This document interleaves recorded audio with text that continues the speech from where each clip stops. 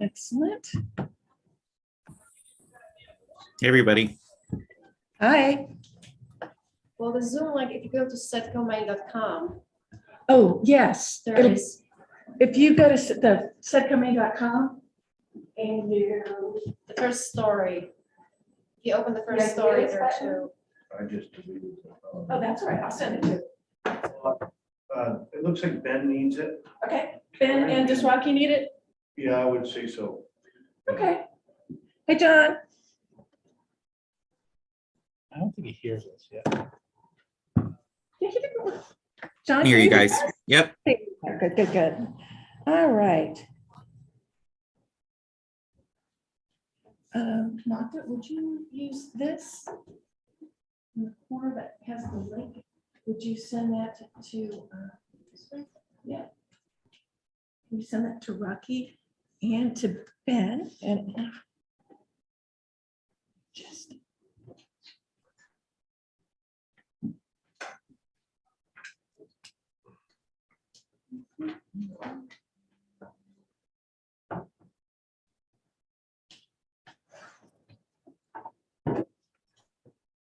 Here's Ben's manual, and then you'll find up here also Rocky's.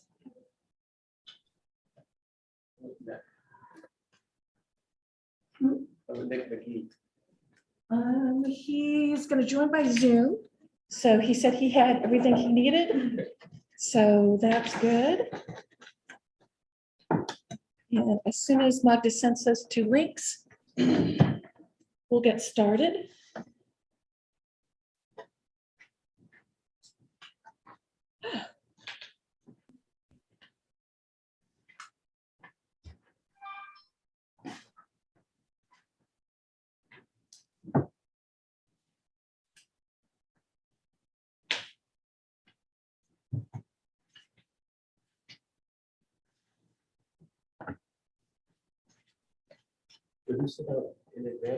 They were, but I do have copies of the here as well. That includes some additional ones that were just added. Yeah. I'll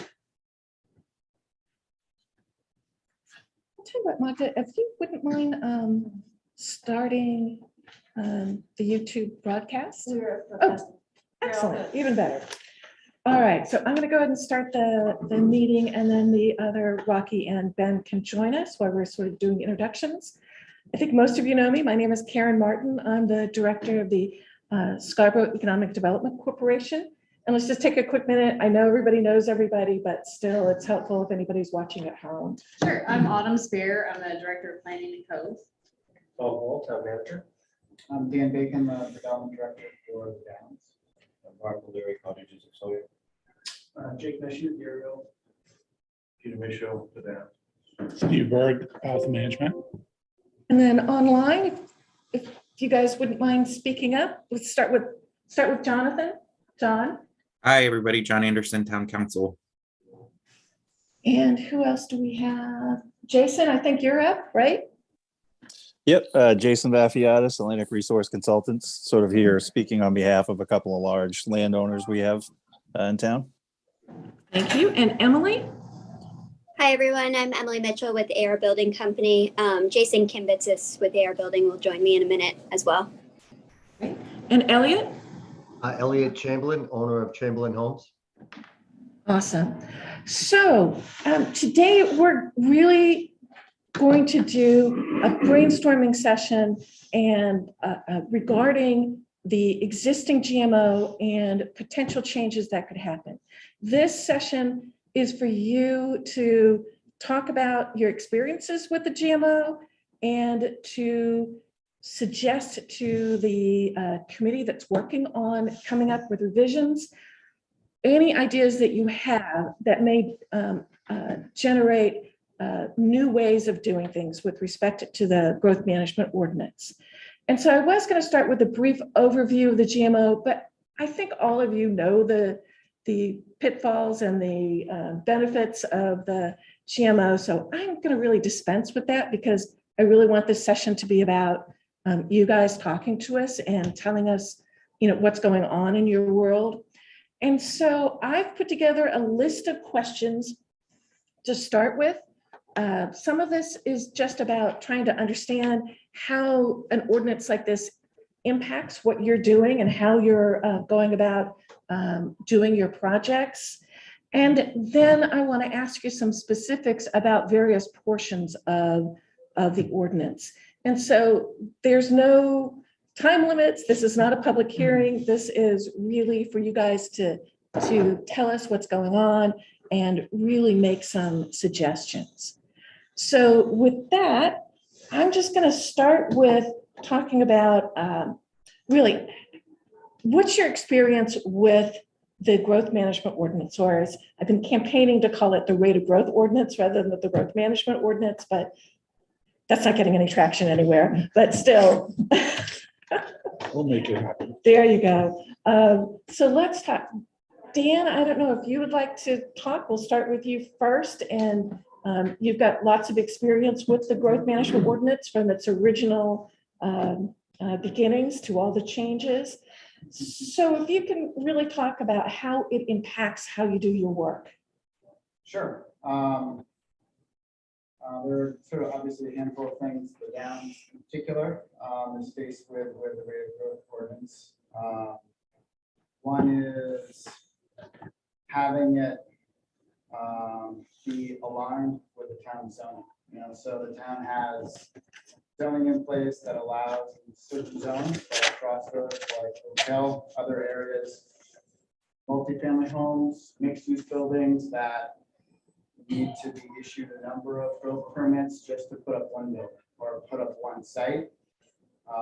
That's one of the challenges with these types of projects, where you can't necessarily execute even zoning, execute a viable development project under the town's current kind of annual allocation for a project.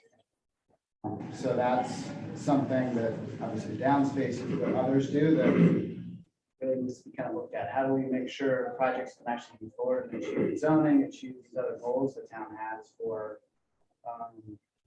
different housing types and fit within a ordinance in a predictable way. That's one thing. I think another thing is sort of the timing of when you can pull permits. It's calendar year can be, I guess, predictable, but it's not necessarily. It's fairly arbitrary, and also causes projects to have to maybe start in January or start in the worst time of the year because you're waiting on getting a permit or the right number of permits. So that's a challenge for, I'm sure, many levels of the construction process, from sort of financing all the way to start construction. So that's having predictability and flexibility when a project can start for all the various reasons that need to occur. And then I guess another thing that comes to mind to look closely at is the goals for kind of workforce housing. One of your comments is it helping affordable housing and workforce housing? My perspective is it's helping affordable because affordable is exempt currently, as I understand it. So applicants understand they don't need to deal with the GMO right now. For affordable, workforce is a totally different situation. Multifamily condos, smaller units can be workforce, but they need to need a number of permits all at once to make them workforce, to make them cost effective, but you're kind of fighting the ordinance. Yes, I think workforce is a pretty big challenge that we're seeing, that the growth management ordinance is kind of working against. Really don't have a certainty to move forward with cost-effective projects. I think that's something to really focus on. I know that's the goal for the town. It's the goal of ours. So those are a few problems. Okay. Okay.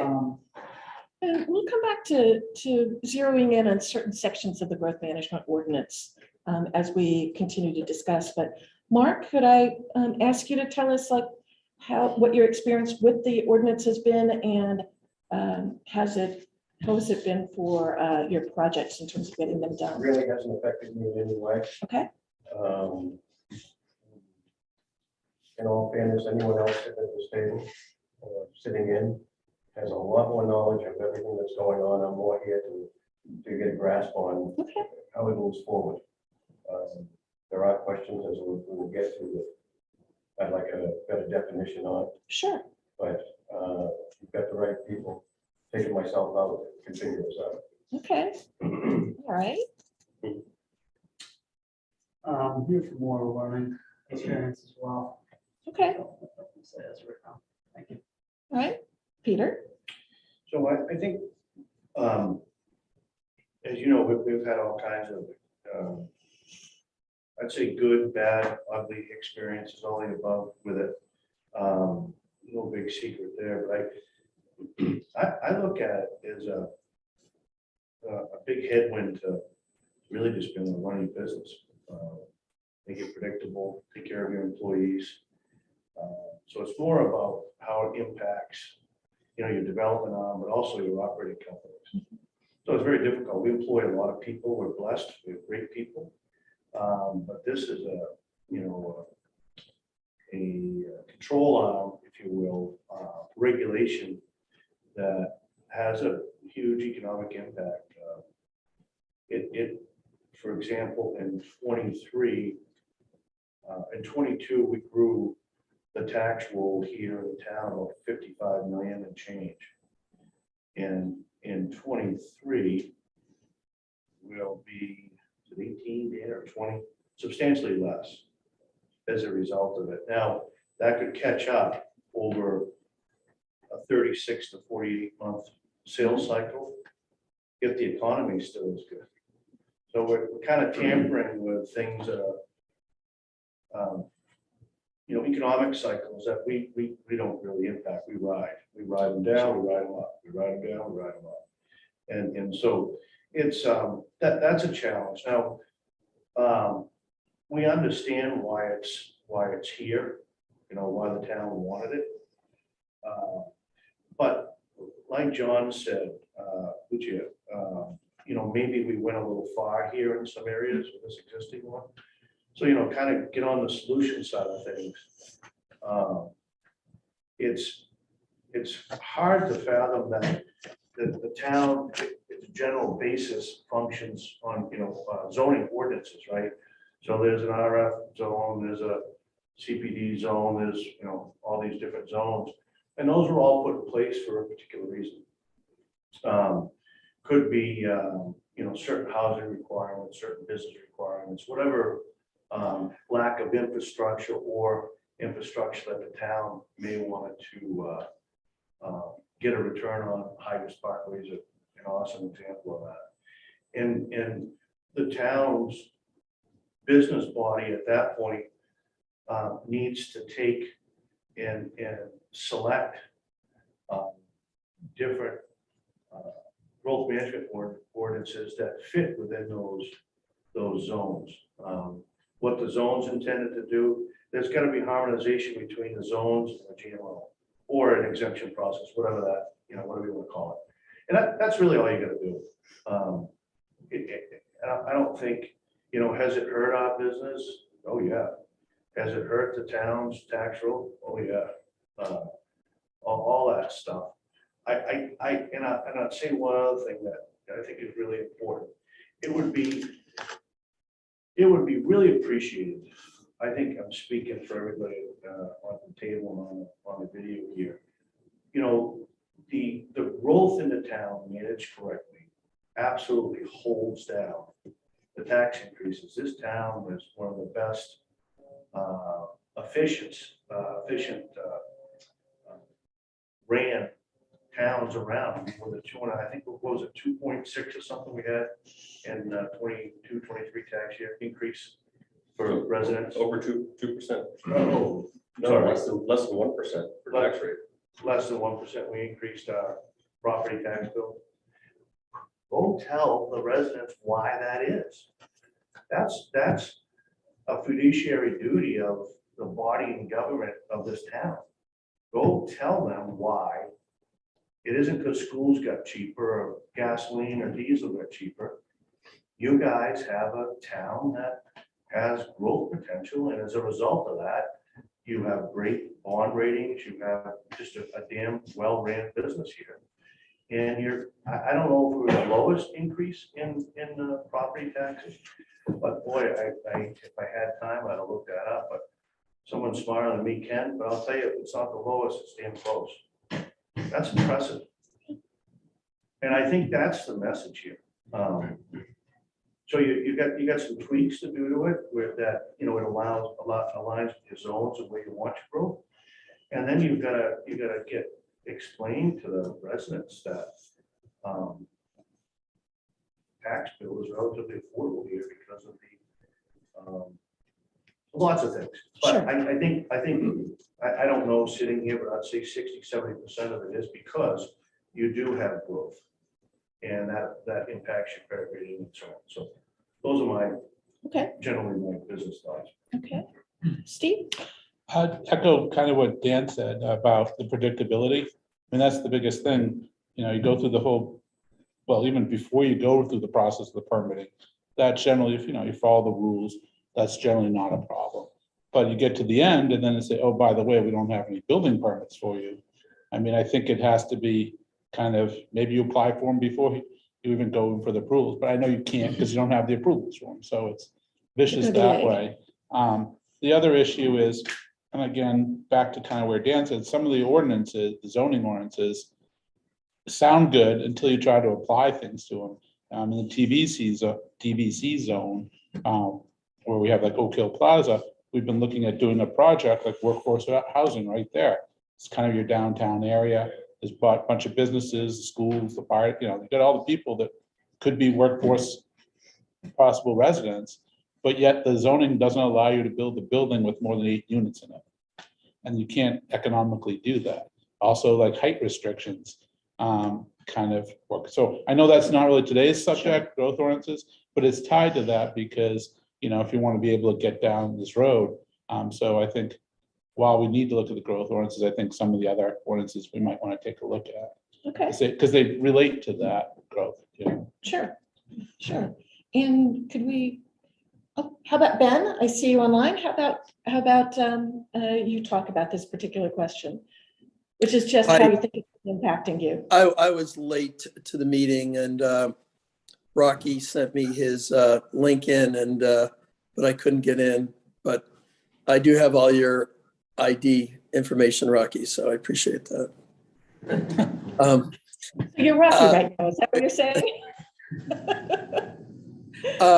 I came in late and I thought Dan Bacon was making some excellent points that others echoed, sort of about the predictability.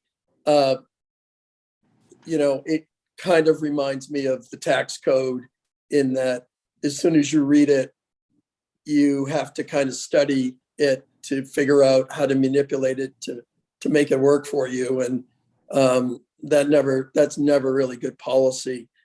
When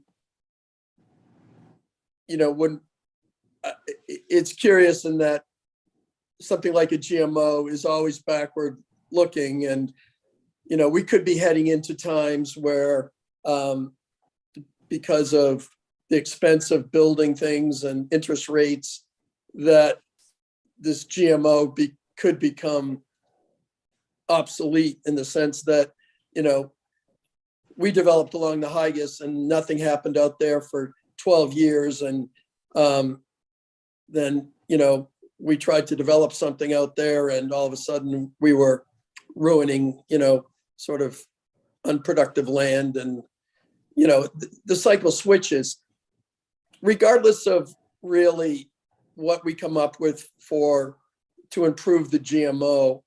I think it's frustrating for me to know, is there political will in Scarborough to do anything about it really?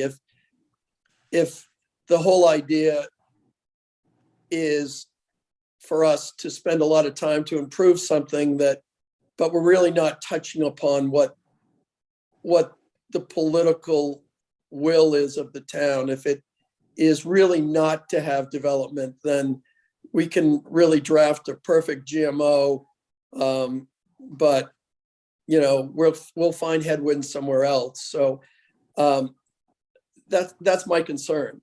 I do think as a developer of, if we're gonna stick a shovel in the ground, we're gonna need to do it for at least 120 units.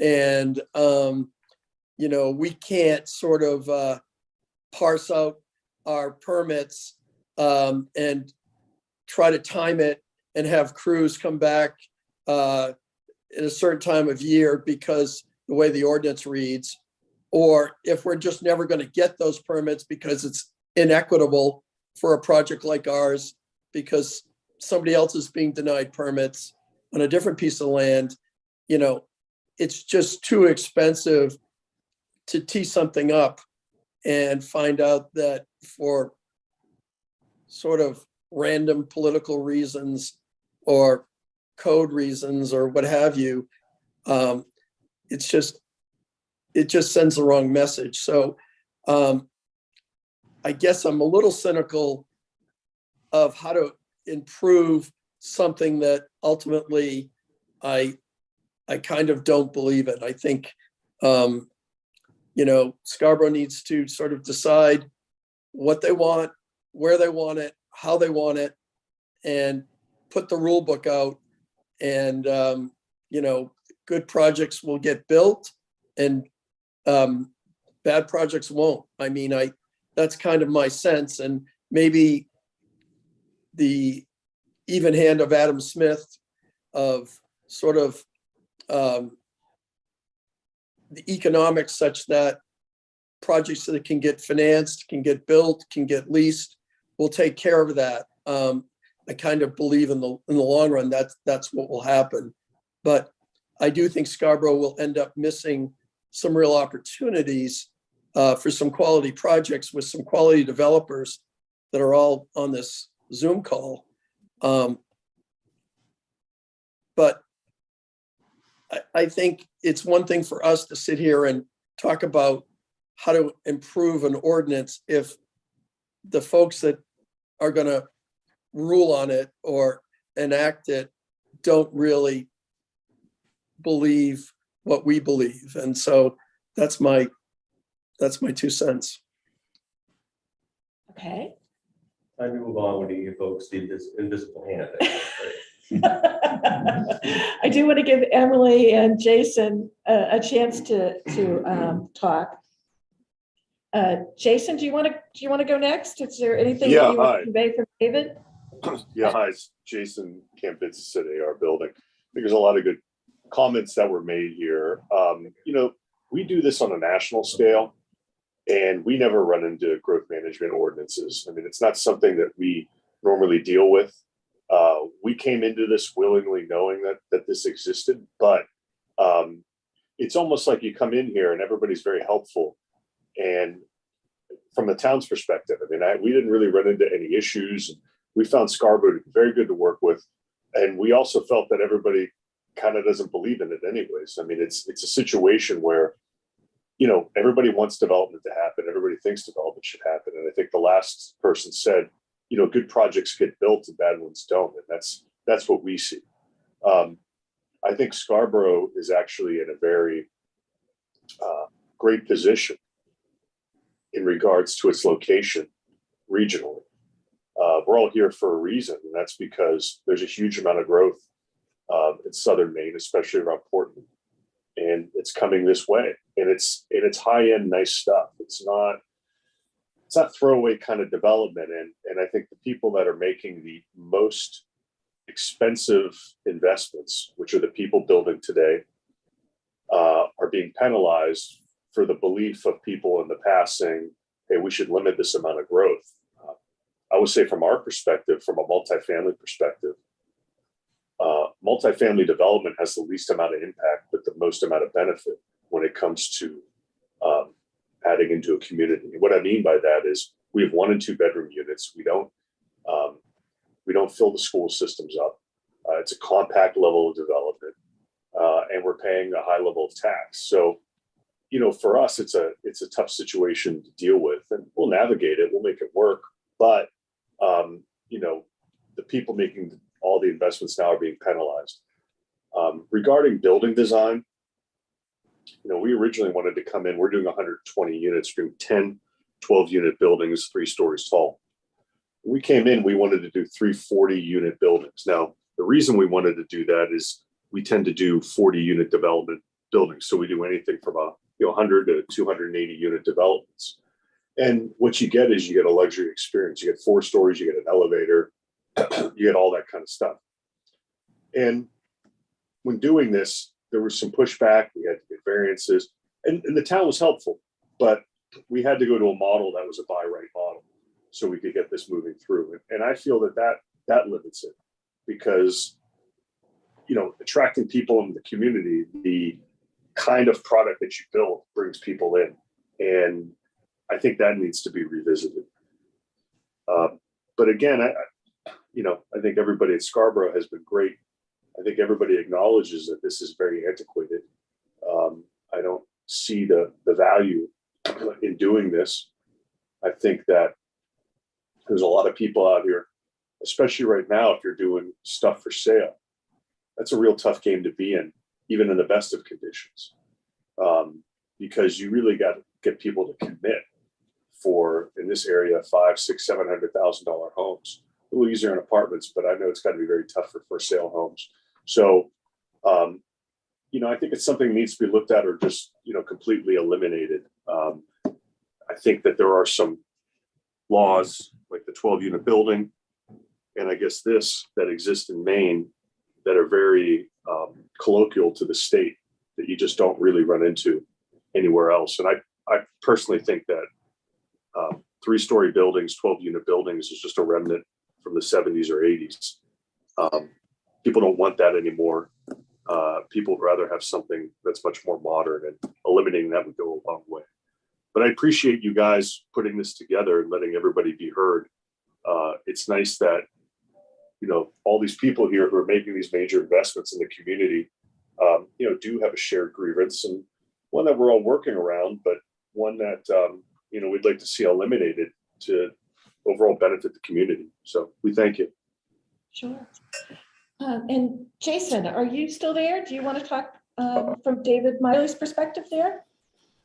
Yeah. So thanks. I just want to say that everything that people have said is kind of spot on, just from my perspective. And I might have a little bit different way of looking at this. I work for people who spend a lot of money to build these things. And so I sort of, I don't have their urgency so much, but I have their perspective. So I think even sort of stepping back, I think we need to define what the growth management ordinance function is. And in Scarborough, I've worked down here long enough that I think that it grew out of sort of this really heavy rural development blitz that took place, in the early 2000s. And it started to stress the town's systems. So it stressed public works from a plowing and maintenance perspective. It stressed the schools because people were moving into, 4 or 5 bedroom homes and they were having families.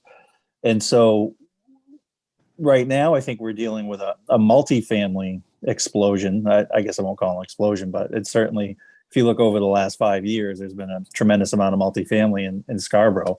And that sort of was caught in the net of this growth management ordinance that we tried to fix a little bit with that exemption process and the reserve pool and things like that. But from my client's perspective, it was really hard for David to partner with. He's a little bit picky in who he wants. So we have the Enterprise Business Park, and he wants a really nice, mid to upper level development that, unfortunately, the people who do those tend to be, national developers, like Jason who just spoke.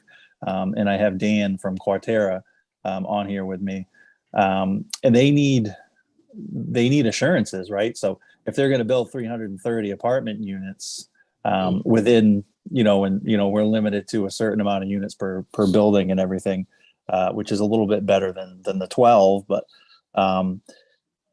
they need to get their financial commitments and just go. They can't be they can't have that governor on their development model, which is a growth management ordinance that may string them out 3 or 4 years. So I think if you can sort of quantify the emotion that went into putting a growth management ordinance in place and identify the things, because I don't think multifamily development, as Jason said, really triggers a lot of those negative effects that the growth management ordinance was intended to fix.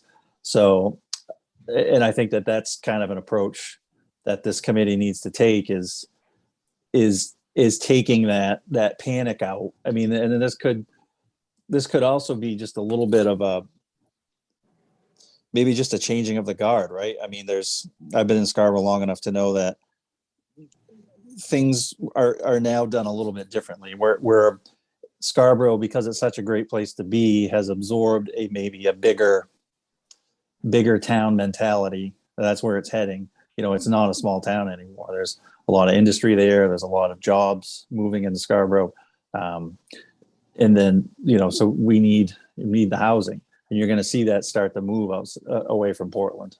So, I mean, that's, for what it's worth, that's my 2 cents. Great. Dan, did you want to say anything? Is it, Jason, is Dan's on, right? Okay, never mind. Is there anybody else online that we haven't talked with? Elliot, how could I forget you? And Rocky's on. Okay, Elliot, and then we'll wrap back up with Rocky. Thank you, Karen. I mean, there again, like Jason said, I agree with a lot of the things that have been said. I think it comes down to, is there a real need for this when you look at the different items that go into the growth of a town or a city? You really need, really good zoning. I think we have that in our town. Really good planning. I think we also. Still going? Hello? Looks like we lost. Yeah, I think all of us Zoom people are on, but the room is gone. Yeah, I think so.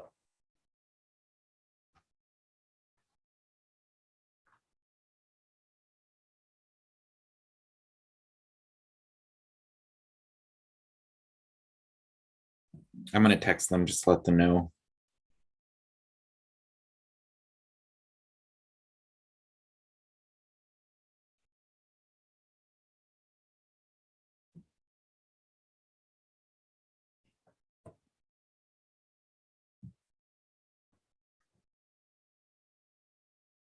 You are on a roll.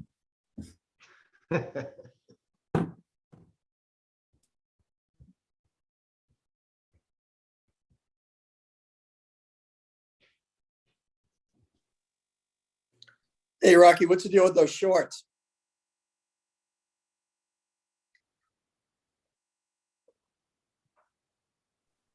I don't need long pants where I'm at, Ben. You're an asshole. Hey, I'm working. I'm in the conference room. Yeah. And as far as having all my login stuff, I trust you implicitly, so it's no big deal. We've done business, we're gonna do business. I was just trying to help you out. Thank you. I couldn't get in. I said, this is typical. Well, I struggled too. My son-in-law's here Oh with my me. God. Yeah, so it's yeah, technology is not my strong suit for sure.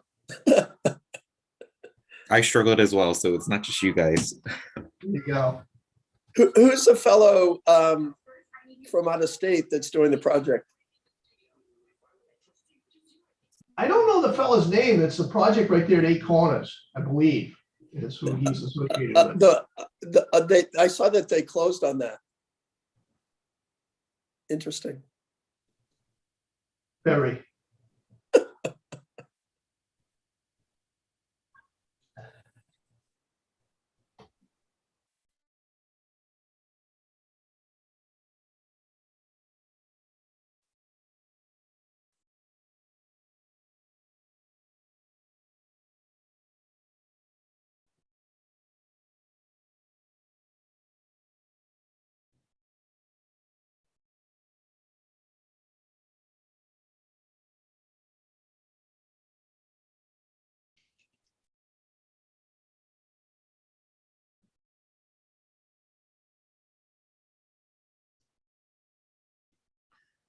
Hear us online now?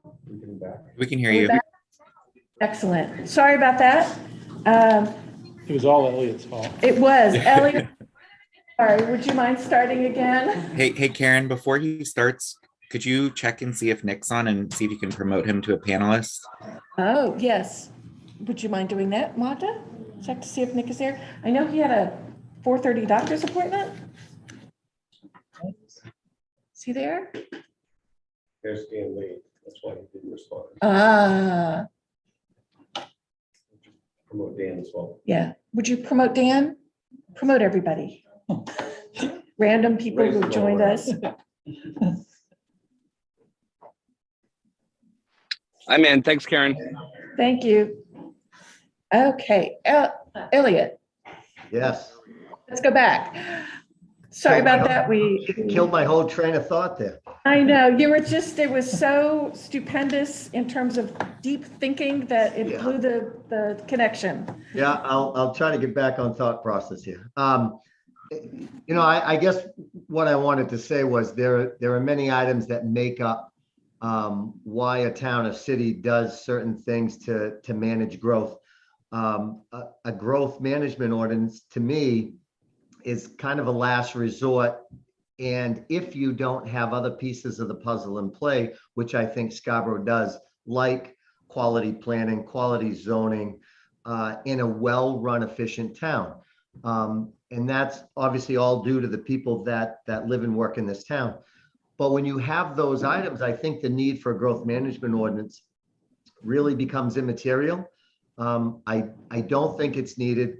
Then you couple onto that what another gentleman said earlier. When you look at the building that had transpired in the 80s, 90s, and even into the early 2000s, where it was a lot of your 4-bedroom colonials down to a cul-de-sac. We weren't doing a lot of business.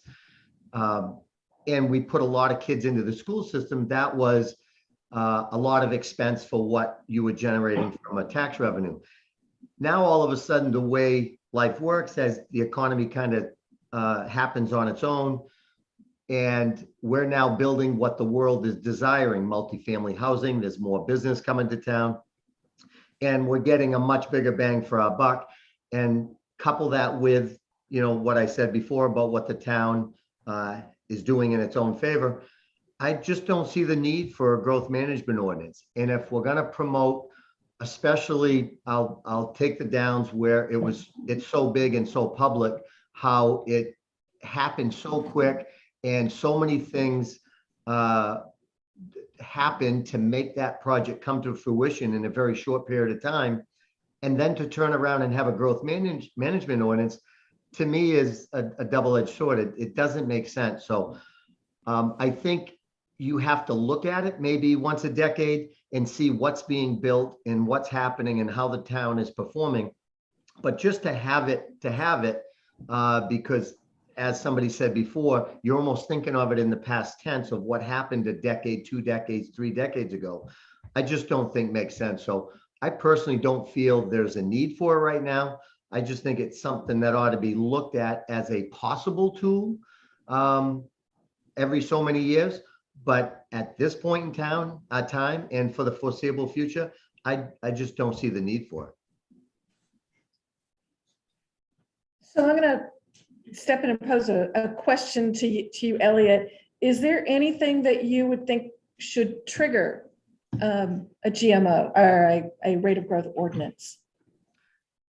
I don't think that's a question you could answer off the cuff, but could you develop certain triggers that if they happen, then you start looking at it or it comes into effect? Yes. I'm sure that could be developed. I think that's a tricky slope, but as long as you were practical about what those triggers were, yes, there certainly could be. Not something I could just, come off the top of my head with. But certainly as of right now, I don't see any triggers, anything that would trigger the need for it at the current time. Okay. And Rocky, I think you're here with us now. I'm here. Excellent. Would you like to add anything to the discussion? I General question here? I always have something to say. I appreciate the opportunity.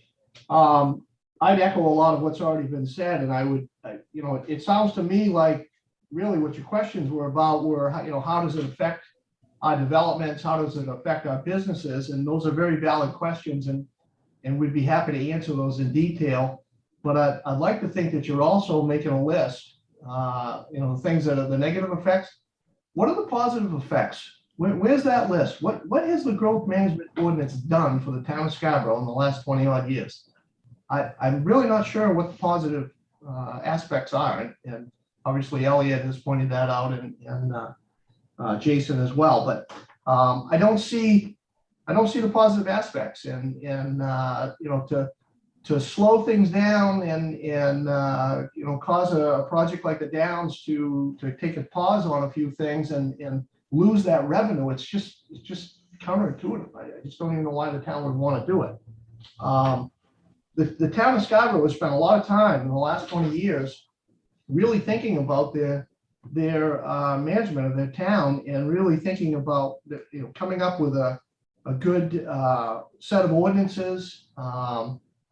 They're all in place. And so these ordinances, everything that's being built right now is being done generally within the ordinances, and it is very, very low impact to the town of Scarborough. So why the town would want to slow that down is beyond me. It just doesn't make any sense. We all know there's a housing crisis in Southern Maine. There has been for a long while. It's going to take a long time to get houses built to satisfy that need.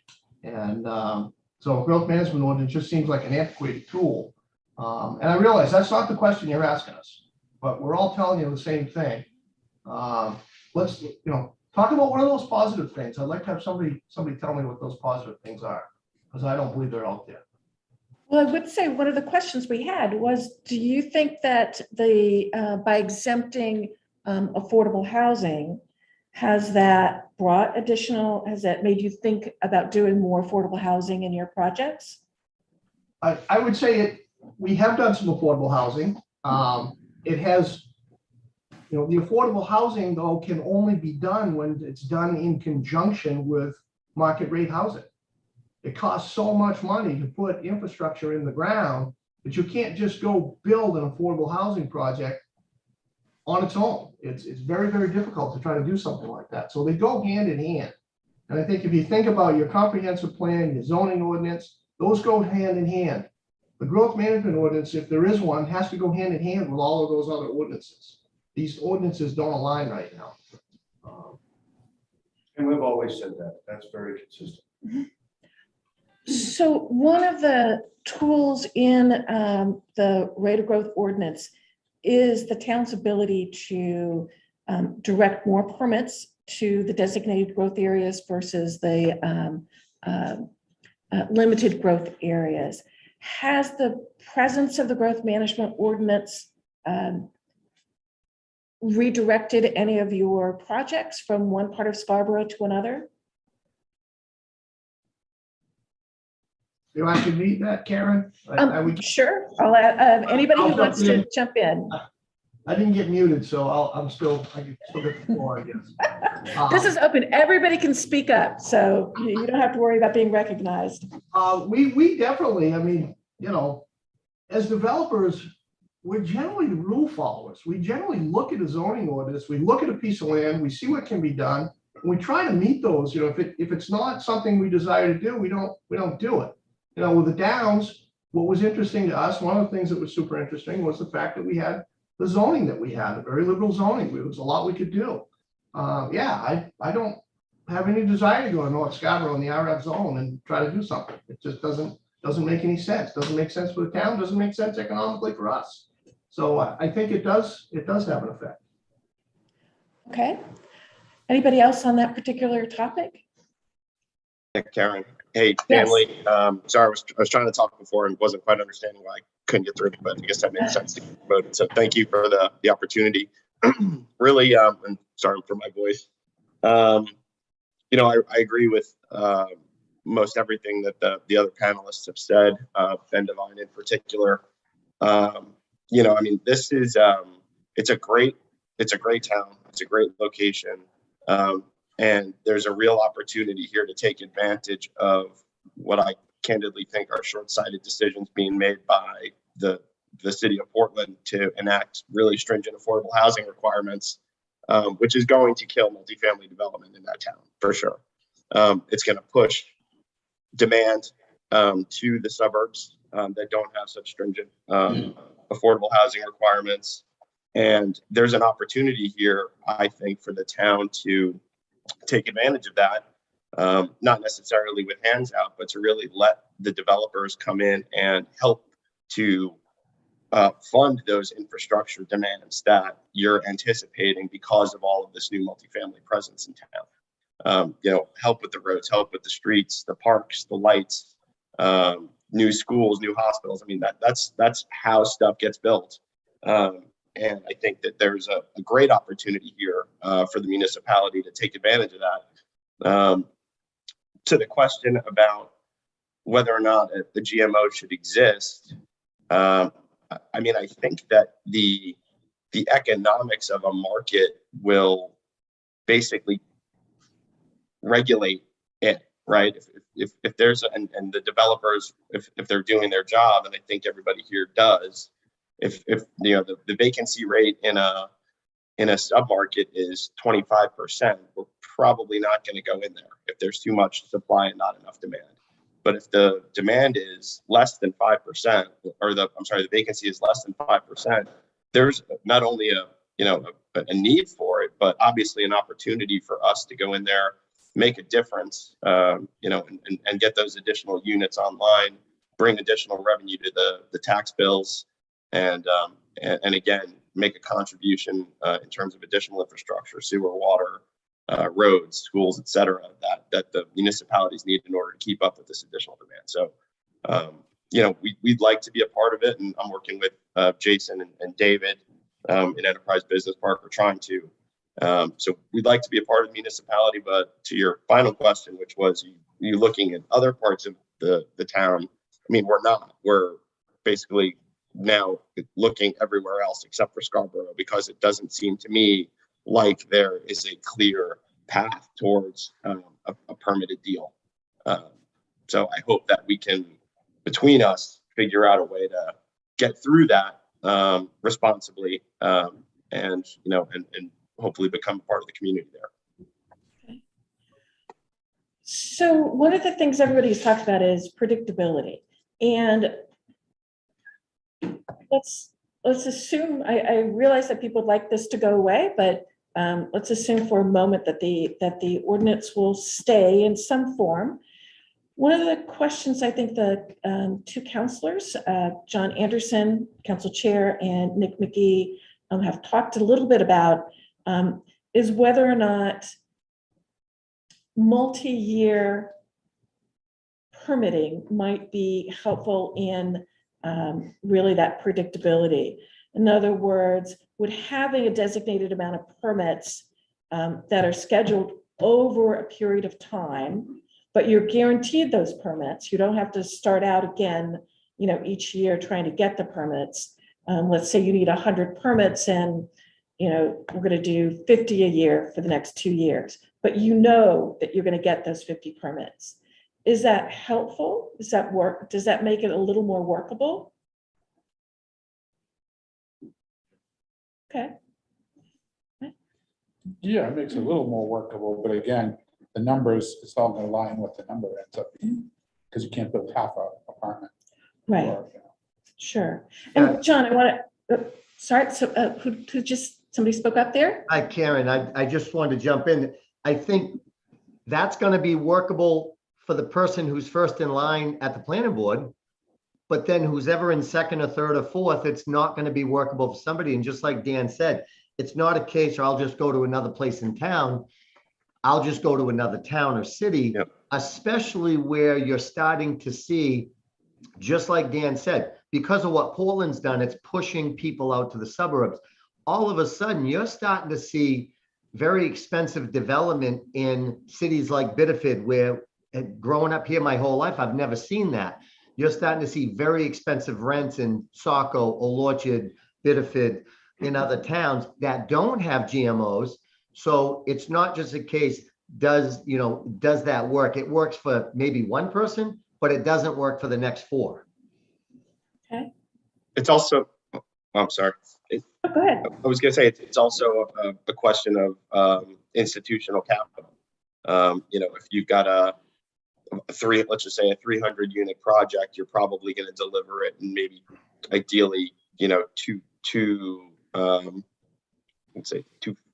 it's a one phase deal, but let's just say you're going to have two chunks of units turnover, maybe 3. But I mean, that's going to be there should be theoretically, let's say a 6 to 9 month delivery window from your first unit to your last unit. So if you've got first units delivering in, let's just say February and final units delivering in October, that doesn't jive with what you're talking about, right? Having limited amount of permits per year. If it happens to work out that it's September and May, then you've got two separate calendar years. That's great. But I think institutional capital is going to find it hard to get comfortable with their effectively being discretion about when units could come online after you've built $100 million community in town. Okay. All right. So I guess a couple of other things. I think one of the frustrations for everybody, and I'm going to speak for John and Nick, but tell me if I've got this wrong. The exemption process was perhaps complicated and complex, and no one enjoyed that on either side. So I guess the question is, does there need to be, if there is an ordinance, does there need to be some type of exemption process?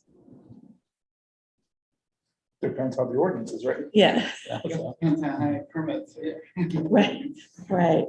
I mean, Aaron, I'd jump in if you don't mind, Rocky here. Why do we think we can paint the whole town with one broad brush? It doesn't make sense to me.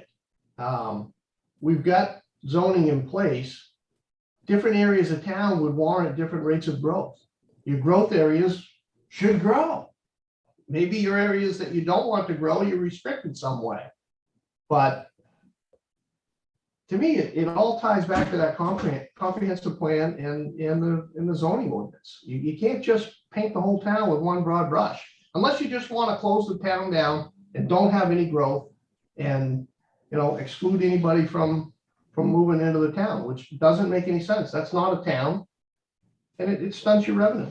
So, Right. So some of you are familiar with the previous iteration of the growth management ordinance, which really had a pool of permits, and there was some specificity about who can dip into that pool. And I think that that's something that might be revisited. Does anybody want to talk about their experience with getting permits allocated that way, and whether or not they think that's a valid technique, particularly for the multifamily units, is to have this pool that can be replenished? I vaguely remember, but my memory isn't what it was. That none of us like are. Apartments were treated differently than single families. Yep. Like I think it was a 4-to-1 or something along those lines. So if you were doing this I think we did a 75 unit development. We were only getting say 19 permits or so. So it didn't seem to be a problem at the time. But now each unit was considered, whether it's a unit of single family or an apartment unit, was the same.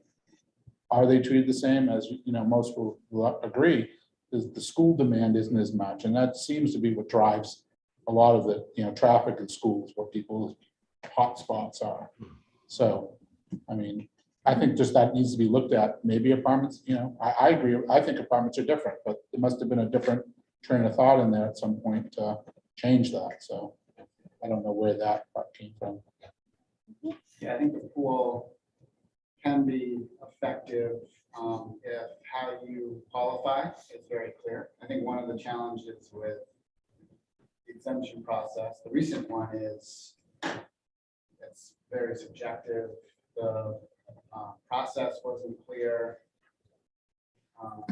and it would obviously turn into a protracted process because of that.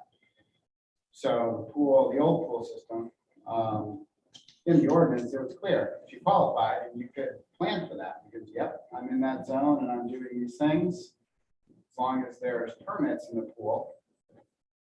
And to Elliot's point, it's good for the first few, because they know there's permits in the pool, and they know they qualify. Of course, if there's like a limit to the pool, which there used to be, you're gonna run into at some point, okay, we gotta replenish this pool to give assurance again. But comparing the two, the pools, there's predictability, you know, how you can access it, and you know at least whether there's permits available versus an exemption process that over the past year didn't work too well for subjectivity and lack of clarity. I think to Rocky's point, different unit types, different zones, maybe just should be exempt and well, and then you're limiting other types of housing that in rural areas or that has meaningful impacts on the community. I think one thing that hasn't been talked about is the other ordinances, because the town has school impact fees, the town has traffic fees. There's all this other belts and suspenders or things that are addressing what GMO, I think, initially was trying to do.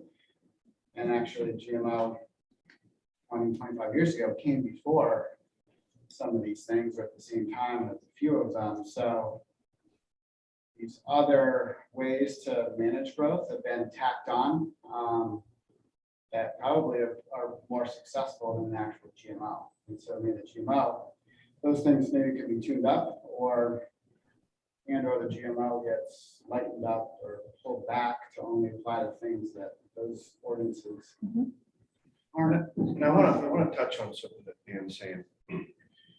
As developers, we pay all the fees to handle the recapitalization of the services that we impact. Fair statement? All the ones we charge, and look that all of our fees are the appropriate ones. Oh, pay our property taxes too. Yes, of course. On the, you know, if you think about it economically, right? Yeah. And then all of a sudden we get tagged with there's too much traffic. Well, we already paid the fees, the town did that. That's the fact. And now we're confident, it's no secret, 15, 17 million bucks, I guess it's probably gonna end up being fixing a bunch of stuff like Payne Road and so on. And so part of the reason, the value in what I'm saying is that we can over manage this, and I think this is what's happening. If you really just go back and look at your zone, how your zoning ordinances are set up, for your zones, and what fits there, that's when pools might make sense. So for example, I don't know, pick a zone, an RF zone might have this for a pool that could be pulled from, that you know you can keep up with traffic improvements and stuff over a period of time. And then at your higher growth zones, you know, you have a different number, you know, and it should very much vary by asset class, you know, single family, multifamily, high density, low density. And then just, you know, you can get rid of it. So like, there's a lot of things that you're asking. Quite frankly, it's redundant because of the redundancy that we're currently living. And you can just grab that for a second. That's your answer, I think. I think we have to really make some wholesale changes. And Dan was scratching that goes at the core fundamentals of why you have these zones, the zones to begin with. I mean, really, it's just that big of a block and tackle. So I want to ask if we're thinking about a pool again, and let's target multifamily and looking at that, what are the characteristics of a development that would allow them to access the pool? Does anybody have any suggestions on that? Karen, you're asking a very direct question, as if I'll just reiterate, I think what Rocky said, what I said, is there even a need for the growth management? I think that's being skipped over. So for sake of time, let's skip over it for a second, but I still don't believe there's even a need for it. But if you're asking a specific question about can we take permits that are set aside and steal from that pool? I think if you're gonna have set aside permits, if they don't get used in 23, then they should all be available in 24. We shouldn't have to have permits go set aside when there's good projects being developed in this town. And all of a sudden you can't get it all done just because of permits. Let me ask it a different way. Do Sure. you think you should have to do anything special to pull from the pool, so to speak? So say there's 100 multifamily units a year allocated, and there's 150 in another pool, and we go through our 100. The way things are written now in the exemption process is you have to be sort of special or do extra to get access to those. Do you think that that's fair, or do you think that maybe just having that number? Because it's kind of like the first one in gets to do base what our zoning requires, and then the third one down who's asking for additional has to go above and beyond. And that's kind of the way it's written now. So we're trying to think of that. That doesn't seem fair, really, unless that's important to keep that number limited so that that is the purpose of it, right? So what is your perspective on that? Do you think that's a fair ask to make you go above and beyond if you're going to go over a pool or you're gonna go for an exemption? Or should you just have a number and you can have an even playing field? I would ask, what's the point? So I think you've got to come from the town's point of view. If you want to say, listen, I think Peter Mishu said this, or if you don't, how many units is tolerable to Scarborough? Where do you want them? But everybody's going to think, I'm going to be self-serving and say, yeah, my project deserves them because it's my project. It's so self-serving. We have a pool, therefore, or, we have a dog park, therefore we should get permits. I think we have to understand, we're kind of talking to ourselves, is what is the desire? What is the appetite over the next 5 years for housing growth in Scarborough? If, as a developer, if I understand that, I can make a decision about how I want to allocate my time and my capital. If it's, listen, Scarborough, for whatever reason, only wants to see 100 building permits every year, then I know I'm going to go look somewhere else. But if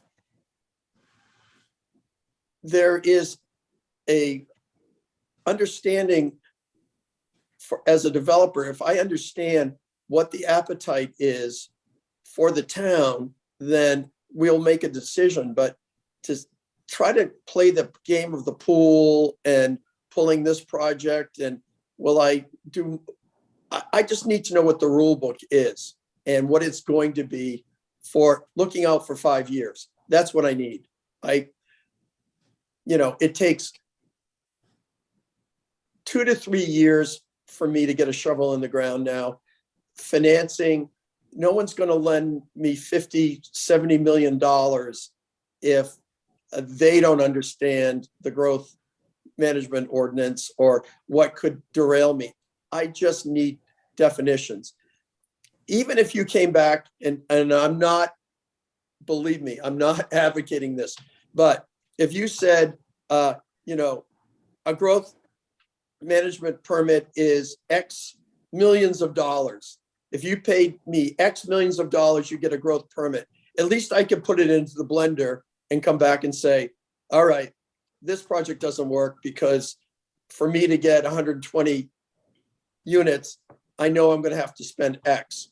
I'd rather know that than spend 18 months trying to manipulate a process of pulling from a pool or that. I just need to know what the rule book is.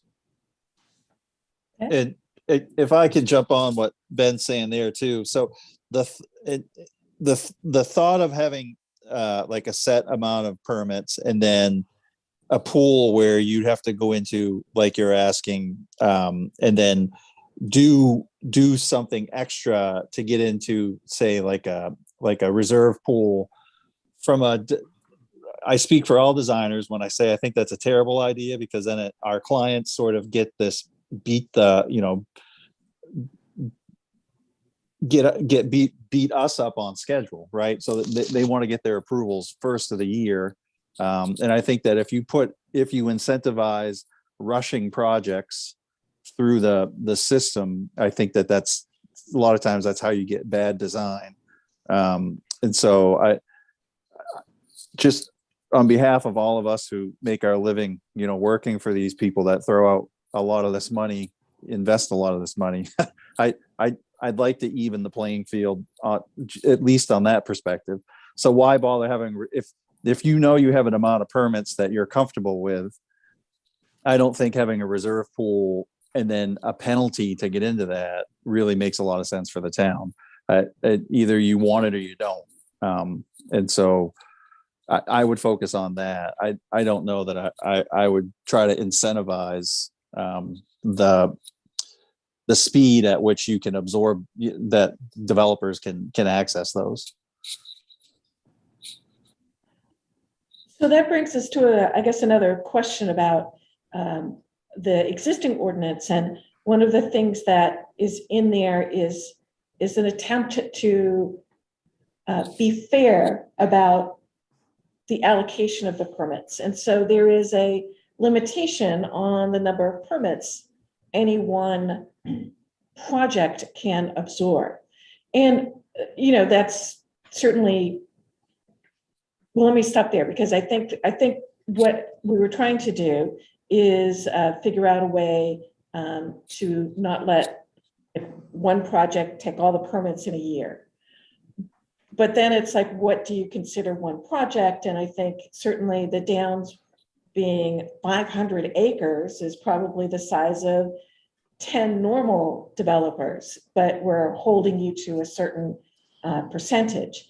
But so what are some ways to look at, if there's a finite number of permits, how do we be fair?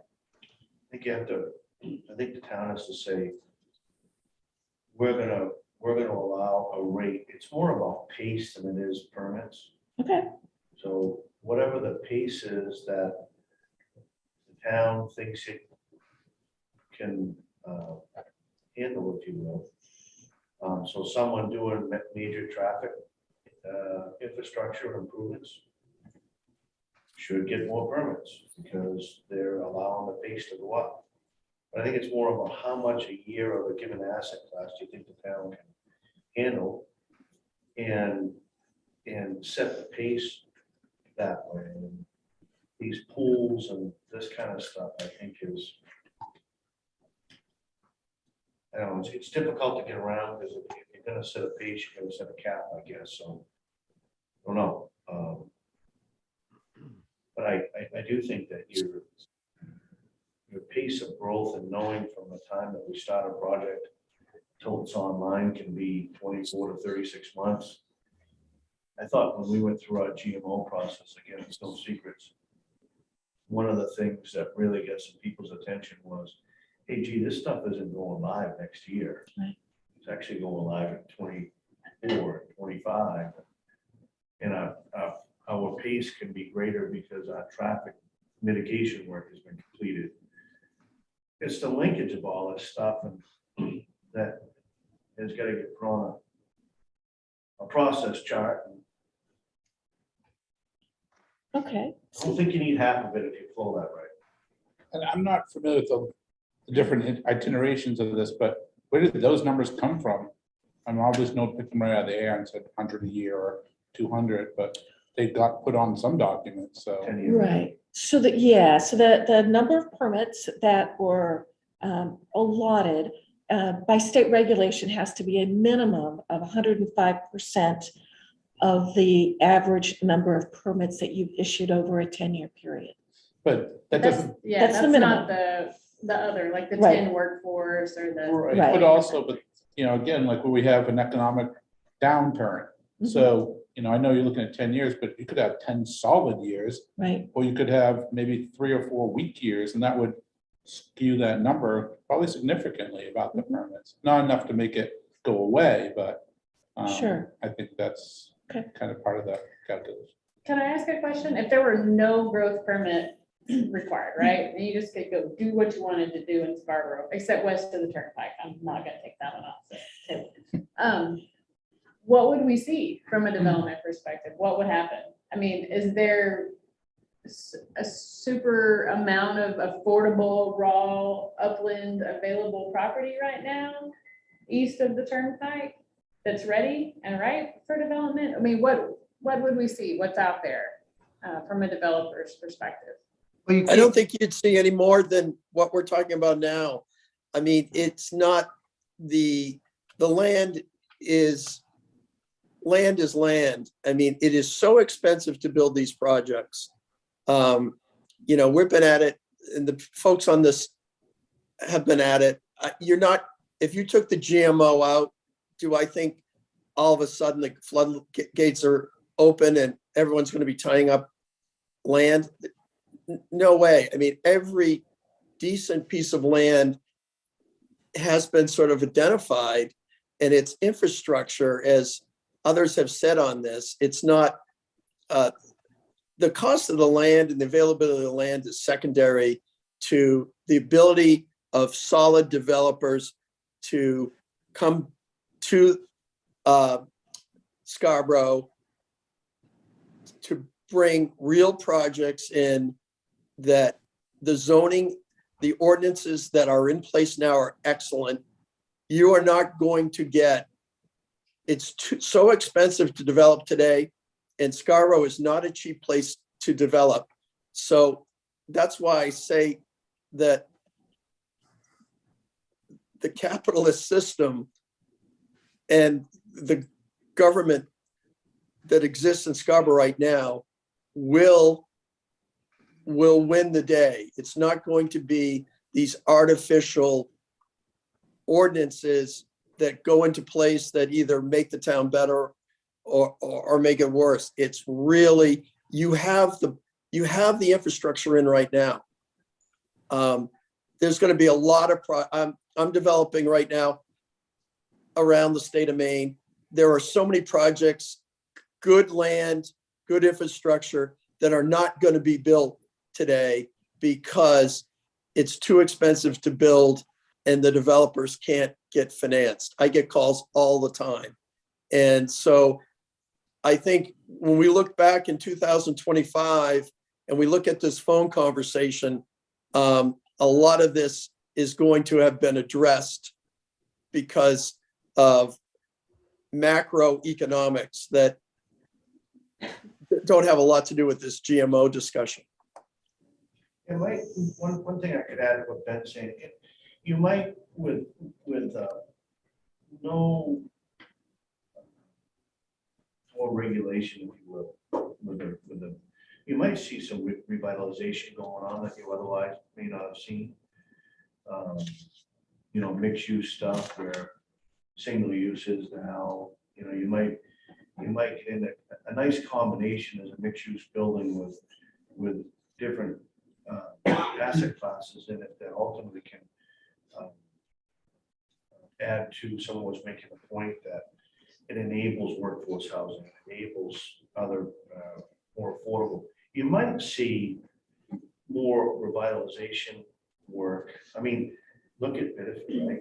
I mean, there's your textbook deal right there. Imagine if they had, like what they're doing, they couldn't do here. This wouldn't work. But look at what they're doing for the community.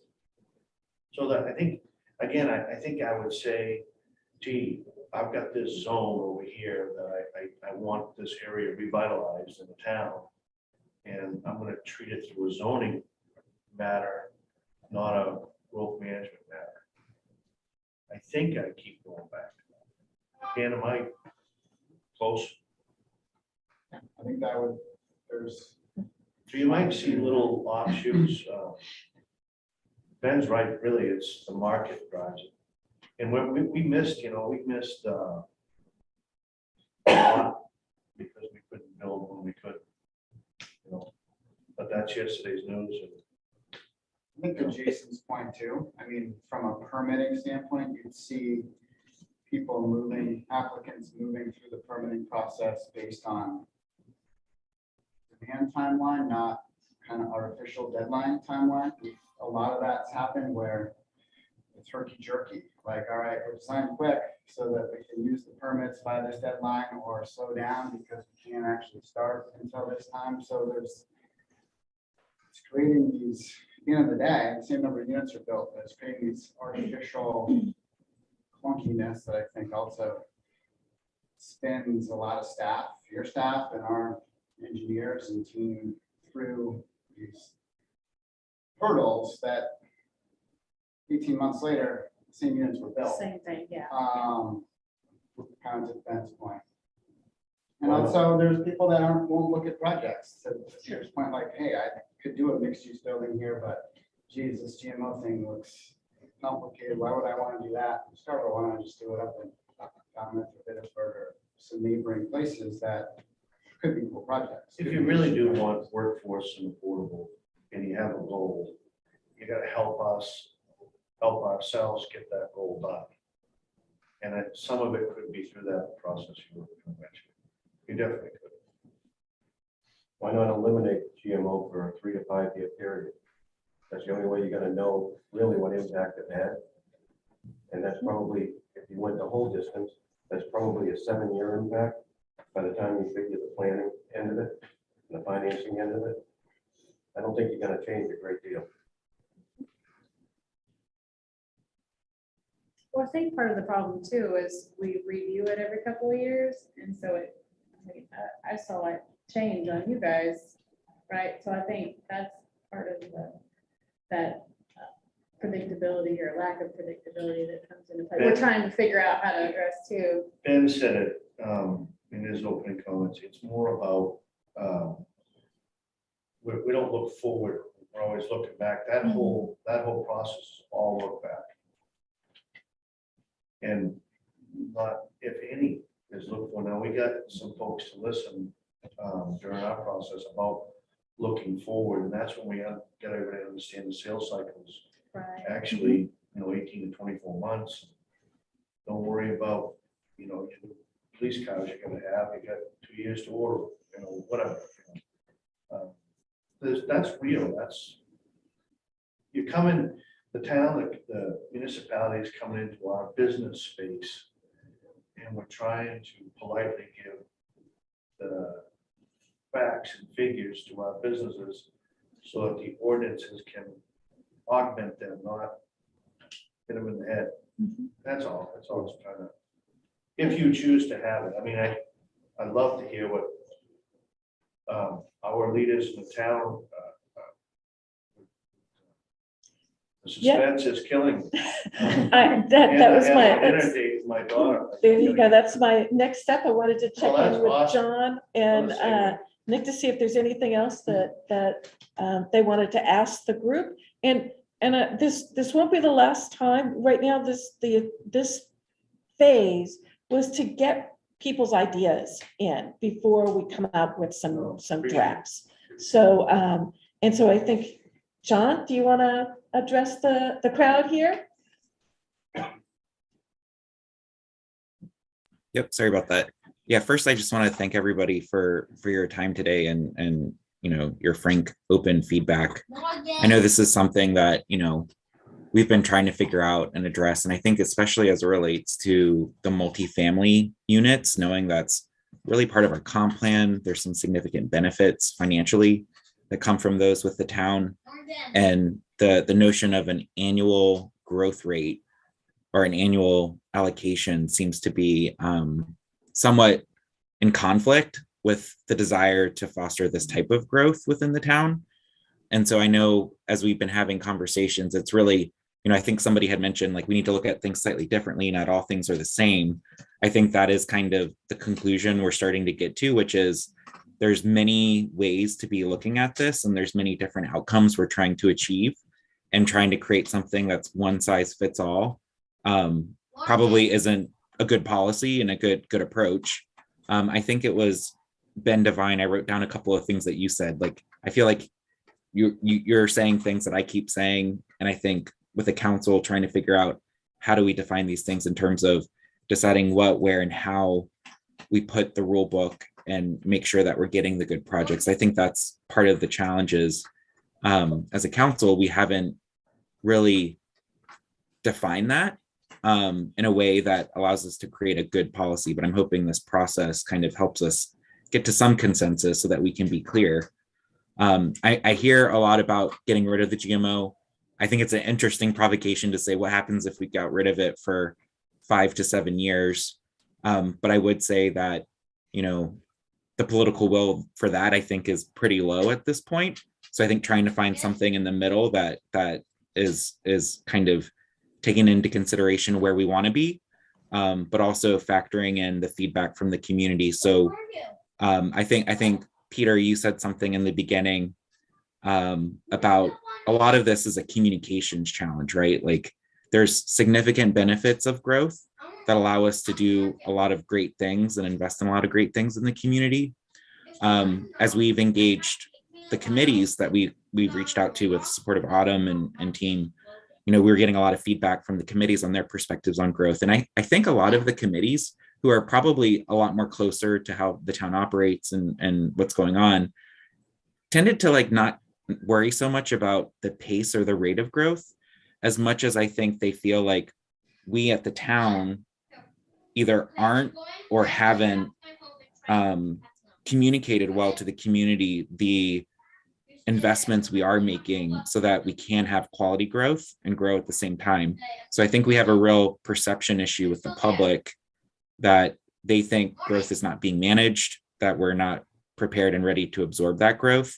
I would say probably in some places we're doing better than others, but I think there are some real issues that we have to contend with and really make sure as we grow, we can point to specific things that the town is investing in or doing that's really helping to show that we're growing at a pace that the town can absorb, that we can fund, that we're not blowing up taxes as a result. And I also think the challenge we have, again, in general with the public, with however we go about this, is thinking about, the perception. Like there's a perception, whether it's true or not, perception is reality. And people really feel like the pace of residential growth, specifically multifamily, has impacted the quality of life of residents in Scarborough.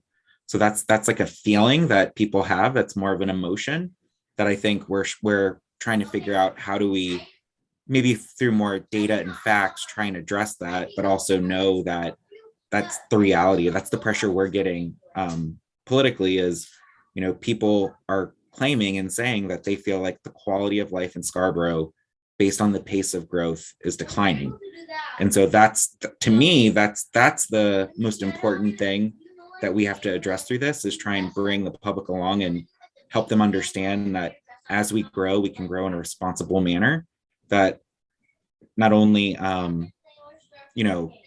brings these great things to Scarborough that we need, like housing, but also maintains that quality of life that so many people want to have. And I think that's really our challenge as a elected body, is to figure out how do we find that balance where we can grow, but also make sure people feel confident that we have a plan, that we're growing in a smart manner.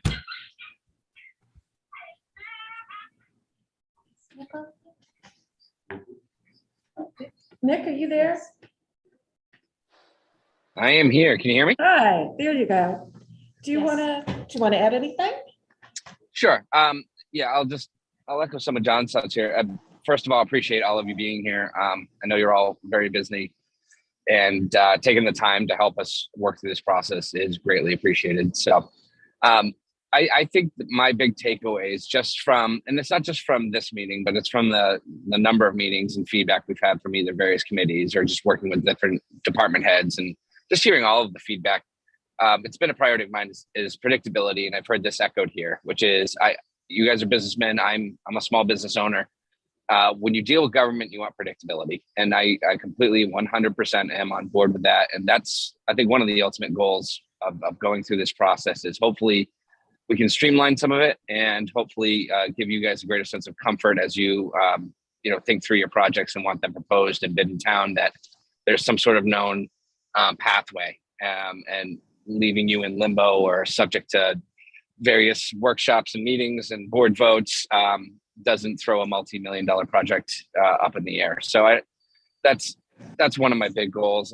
I would also say, and I'm going to credit Autumn with this one. And this is in one of our previous GMO meetings.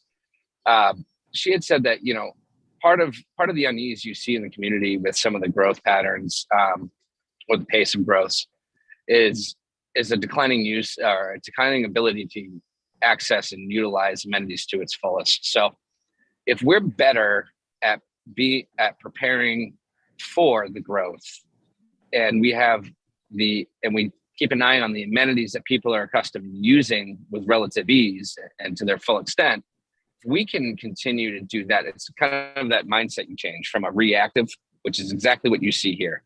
This is all reactive. Not everything, but I would say the bulk of everything we've been doing on a government level here locally tends to be reactive to a large extent.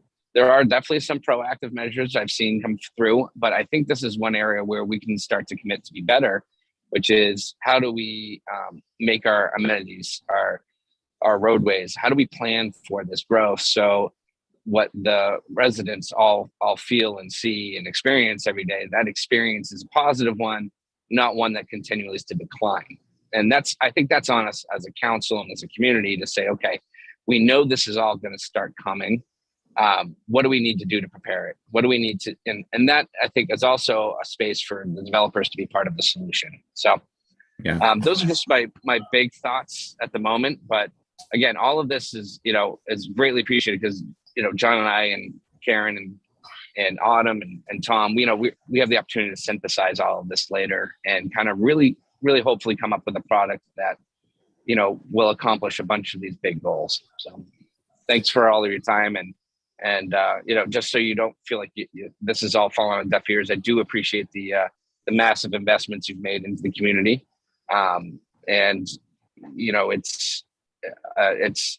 It's not all negative, and I think people will appreciate it if we, and I say we as in the council and community and the governing bodies, and the municipality, all get on board with committing to making sure that our quality of life standards remain the same. You can absorb growth and keep a high level of quality of living. So thank you, guys. Quick question. The time frame on concluding a GMO that might, or whether it stays or goes or it's changed, if you will, was sometime in April, as I recall. Are you folks still comfortable with that, John and Tom and Nick? Might have slid slightly, but go ahead, John. I mean, I think I'm comfortable come April. We will have a vetted recommendation to bring to the council that hopefully is backed by, again, data, the feedback that we've gathered to really try and come up with something fair and reasonable. But then that will have to go through that process of, the council review, alignment. There may be things that some councilors may not be comfortable with, but I think for Nick and I and the Tiger team that we're working with Autumn, Karen, and Tom, we're really just trying to use and get this feedback to come up with a good solution that we think will work. So I think April is possible to have something in front of the council. I don't know when that would get enacted. And again, I know there are some commitments that we have in the current GMO that I don't think we want to kind of take away or anything. We had a question earlier about the 1-bedroom units that are going through 2024. We recently approved an amendment for the down. So I don't think we're trying to change anything that's going to throw everything on its head. But I do think we have to figure out how do we encapsulate some of that stuff as well to make sure that doesn't get lost as we make some recommendations.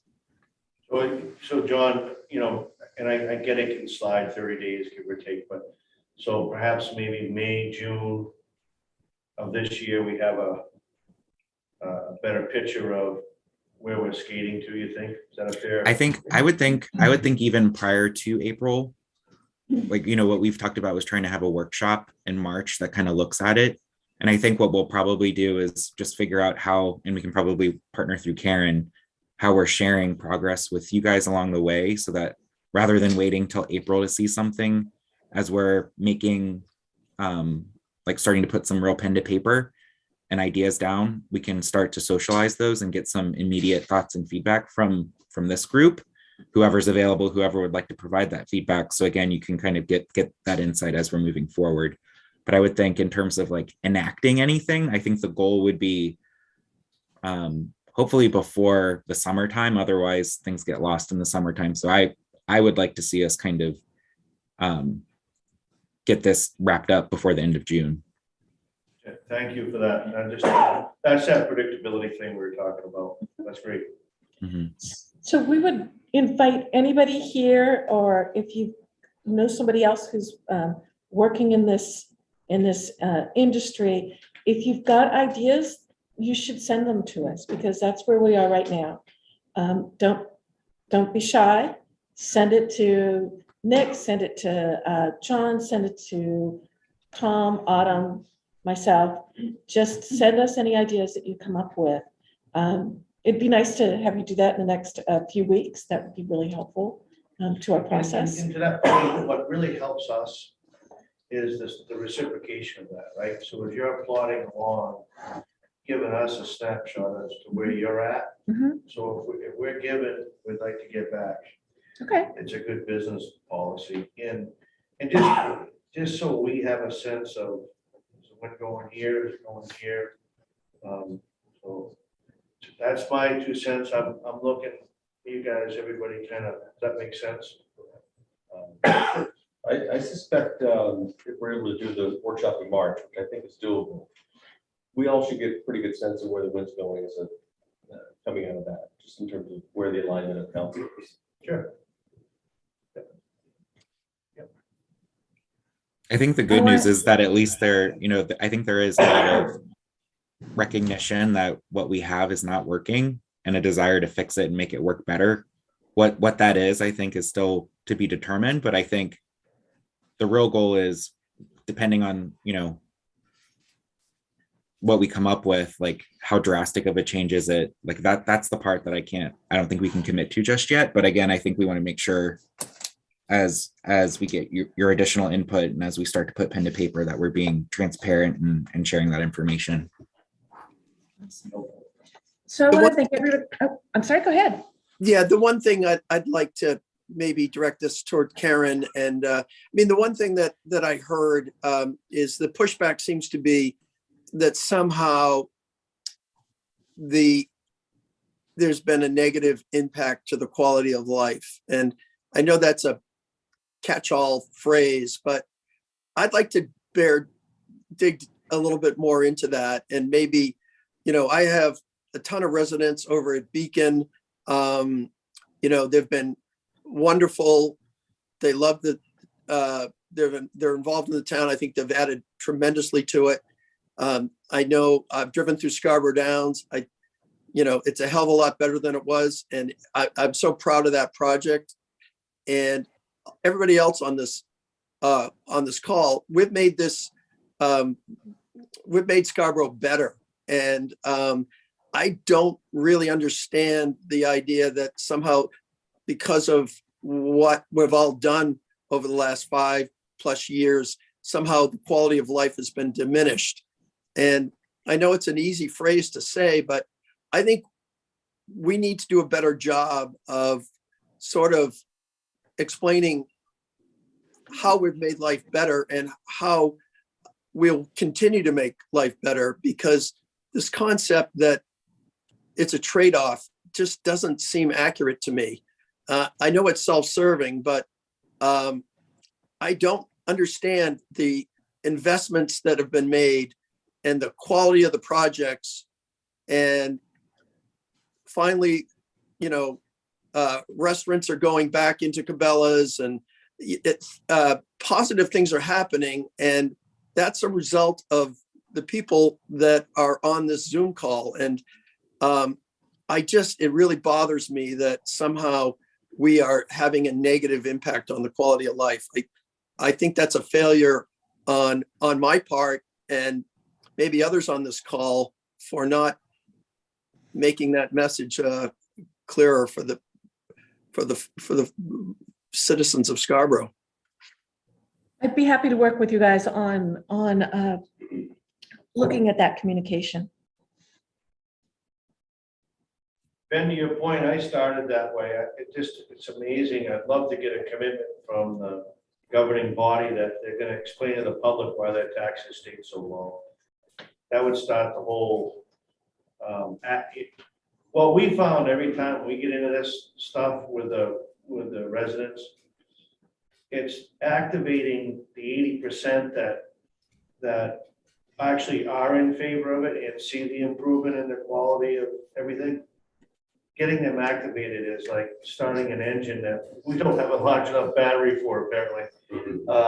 And then there's that 20% that it's an 80-20 rule. And with the help of the town, if these things are true and can be, gathered up and fact checked, it would be where, I know I'm a broken record, but I've been saying it for 2 years. Yeah. But I 100% agree with you, Peter, in that whatever we end up coming forward with, thinking about communication and being as transparent and, focused on the things that we know people are caring about, why they're saying they don't like growth. I think at the end of the day, right, this is one of those things where there may be 1 or 2 things people hate about growth, but then there are 5 to 10 things that they may be benefiting from. And I think what we have to figure out as we communicate this is how do we articulate all those different benefits, which, the financial benefit to some extent will appeal to some folks, but not to all. And so we need to be thinking about how are we appealing to the things that the community cares about, which, go beyond just the financial impact, but also conservation, access to resources, the school system, et cetera, which I think there's a story there. We just have to figure out how do we tell that story. And I think having you guys also with Karen kind of tell your side of the story and the benefits that you guys are seeing and the contributions that you're making to the community, I think that having that in parallel will help to just amplify, the value of what growth can mean for the community. So I think, if that is something that this group can work with Karen on and have your kind of view as well, I think that will be super helpful. Agreed, for sure. Thank you. Okay, any last thoughts? Ooh, silent Thank you group. for holding this. Thank you guys so much Thank you. for coming. And we will be writing up the feedback here, and I'll send it out to you guys, and you can add to it or edit, and it'll be incredibly useful for us. So thank you. Thank you. Sure. Thanks, everyone. Thank you. Thank you. Bye, everyone. Bye, everyone online.